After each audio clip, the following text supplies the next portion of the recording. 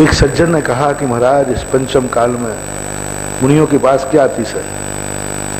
कोई अतिशय नहीं। पहले महाराज आते थे, 6 ऋतु के फल आ जाते थे, महाराज आते थे, बैरी भी शांत हो जाते थे, बहुत सारे अतिशय गिनाए, रिद्धियां थी, सिद्धियां थी। आज क्या है?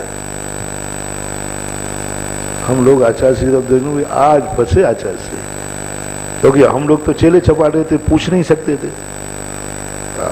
मैं कैसे, मेरी हिम्मत है कि महाराज जी आप मुनि बन गए, आप में क्या चमत्कार है? अतिशय अपनी हिम्मत कहा है? हम लोगों ने सब जितने महाराज बैठे थे सब ने एक दूसरे की तरह किया, आज दिया मजेदार प्रश्न, आज फंसेंगे बाबा जी, आज फंसेंगे बाबा जी, क्या जवाब? हम लोग सब अलर्ट हो गए। स्वाध्याय चल रहा था, हमने कहा ओहो, वरना उसको, हम लोगों ने उस श्रावक को इतनी अच्छी दृष्टि से देखा कि नहीं, वाह, ये है बहादुर आदमी जो आज आचार्य श्री से ऐसा प्रश्न कर सका। हम लोगों को भी प्रश्न आता था, लेकिन हम लोगों की हिम्मत नहीं होती, हवा खसक जाए। हम लोगों ने इतना अच्छी दृष्टि से देखा, बोले आज मजा आ गया, ऐसा प्रश्न कर दिया, अब देखो ये क्या बताते। क्योंकि हमें तो मालूम है ना आचार्य के पास कोई रिद्धि है ना सिद्धि है।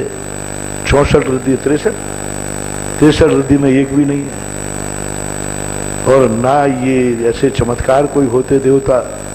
मैंने कि आज आचार्य से यही कहेंगे, हाँ बात तो सही कह रहे हो, कुछ नहीं है, अब वो मैंने तो मुनि पर ले लिया है, इसलिए अब ठीक है। और इन्होंने ये कहा, और हम लोग इंतजार थे कि आचार्य श्री ने असमर्थता व्यक्त की, हाँ आज है तो कुछ नहीं, लेकिन अब क्या करूं, मुनि बन गया हूं। तो हम लोगों ने तैयारी कर ली थी, ये पकड़ो, जब तुम्हें कुछ नहीं मिला तो क्या खाक हमें दोगे?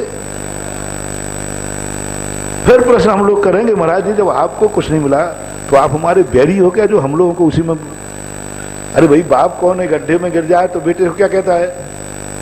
बोलो ना, तू भी गिर, क्या कहता है? भैया तू रोक, मैं गिर गया हूं।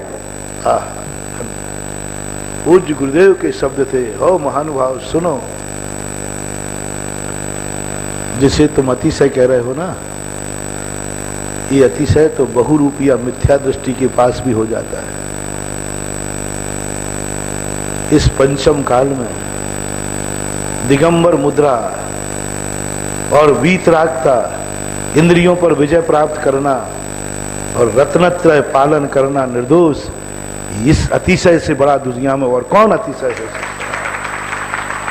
जहां ये शरीर अन्न का कीड़ा है, जहां ये शरीर हीन संगन है, भौतिक चकाचौंध की प्रचुरता है, अंधियारी रात है, दलदल है, चारों तरफ लुटेरे हैं, कसाए मोह वासनाओं की सामग्री फैली पड़ी है, और उसके बीच में भी कोई मुनि रत्नत्रय धारण करके वीतराग आंख झुका करके और अपनी जिंदगी निकाल ले जाए, इससे बड़ा महाअतिशय कौन होता है बताओ? ये सुन करके हम सबके हाथ उठ गए। मुझे आचार्य नहीं मिले हैं, साक्षात भगवान मिले हैं। बस उसी दिन, वो दिन था कि उसी दिन कहा मैंने अपनी आत्मा को, रे आत्मन, ऐसे चरणों की धूल बनना भी अतिशय है। जिसकी दृष्टि में अतिशय मुनिव्रत हो, जिसकी दृष्टि में अतिशय रत्नत्रय हो, जिसकी दृष्टि में वीतरागता अतिशय हो, जिसकी दृष्टि में इंद्रिय विजय अतिशय हो, जिसकी दृष्टि में पंचम काल की जो चर्या है यह अतिशय हो, उसके चरणों की धूल बनना भी कम अतिशय की बात नहीं है।